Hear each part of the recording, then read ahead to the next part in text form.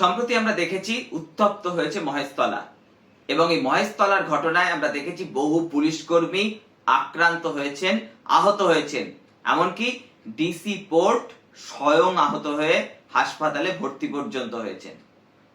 কিন্তু এই ঘটনাকে কেন্দ্র করে মূল যে প্রশ্নটা উঠছে সেটা হলো পুলিশি নিষ্ক্রিয়তা। অর্থাৎ পুলিশ যদি ঠিক সময়ে সক্রিয় হতো তাহলে এই ঘটনা এত দূর পর্যন্ত গড়াতই না, এমনটাই বক্তব্য রাজনৈতিক মহলের এবং বিরোধী রাজনৈতিক দলগুলিও এই একই অভিযোগ করছে। কিন্তু দেখুন, পুলিশি নিষ্ক্রিয়তার অভিযোগ তো এই প্রথম নয়।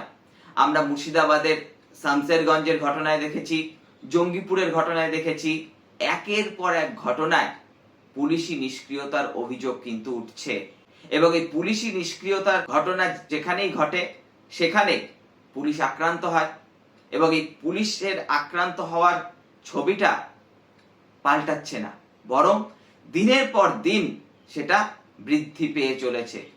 আমাদের নিশ্চয়ই মনে আছে যে এই গার্ডেন রিচে হরিমোহন ঘোষ কলেজে, মানে এই বন্দর অঞ্চলে, মহেশতলা গার্ডেন রিচ সবটাই বন্দর অঞ্চলের অংশ, এই গার্ডেন রিচের হরিমোহন ঘোষ কলেজে ছাত্র সংসদ নির্বাচনের মনোনয়ন পর্বকে কেন্দ্র করে তৈরি হওয়া একটি গন্ডগোলে গুলি লাগে তৎকালীন কলকাতা পুলিশের এসআই তাপস চৌধুরীর।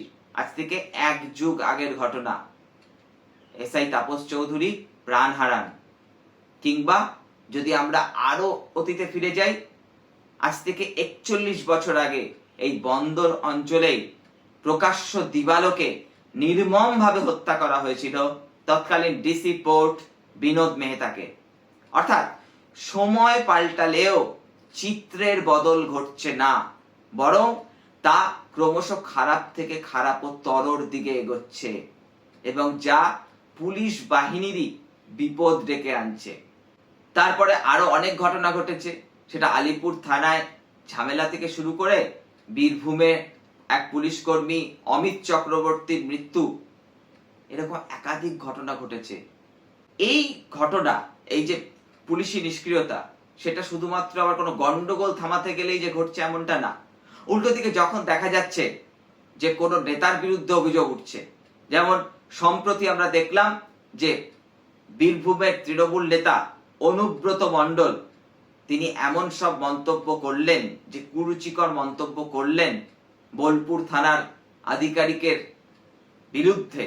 আধিকারিককে ফোনে এমন মন্তব্য করলেন, তার পরিবারের সদস্যদের নাম করে করে এমন কুরুচিকর মন্তব্য করলেন। তারপরেও কিন্তু আমরা পুলিশকে খুব একটা সক্রিয় ভূমিকায় দেখতে পেলাম না। অনেকে বলছেন এই ঘটনা আদপে পুলিশ বাহিনীর মনোবলকে ভেঙে দিচ্ছে, মনোবলকে দুর্বল করে দিচ্ছে। অনেকে টিপ্পনিও কাটছেন, সামাজিক মাধ্যমে নেটিজেনরা কটাক্ষ করে বলছেন যে এই পুলিশেরই তো সক্রিয়তার ছবি দেখা যায় যখন কোনো বিরোধী দলের আন্দোলন হয়, কিংবা যখন যোগ্য শিক্ষকরা বিকাশ ভবনের সামনে বসে থাকেন। তাহলে তখনের সক্রিয় ভূমিকা এই সব গন্ডগোলের ক্ষেত্রে কোনো নেতার বিরুদ্ধে অভিযোগ উঠলে কোথায় কর্পূরের মতো উবে যায়? এই মৌলিক প্রশ্নগুলো উঠছে এবং পুলিশ বাহিনী যদি এভাবেই নিষ্ক্রিয় ভূমিকা পালন করে থাকেন বিভিন্ন ঘটনায়, তাহলে কিন্তু আগামী দিনে সেটা সমাজের জন্য শুধু ভয়ঙ্কর তাই নয়, পুলিশ বাহিনীর জন্য খুব একটা সুখের ভবিষ্যৎ বহন করবে না। আজকের এপিসোডটি যদি আপনাদের ভালো লেগে থাকে তাহলে লাইক করে দেবেন। দা ফ্লো চ্যানেলটিকে সাবস্ক্রাইব করবেন। সাবস্ক্রাইব করার পর পাশের বেল আইকনটা প্রেস করতে ভুলবেন না। দেখতে থাকুন দা ফ্লো। দেখা হচ্ছে পরবর্তী এপিসোডে।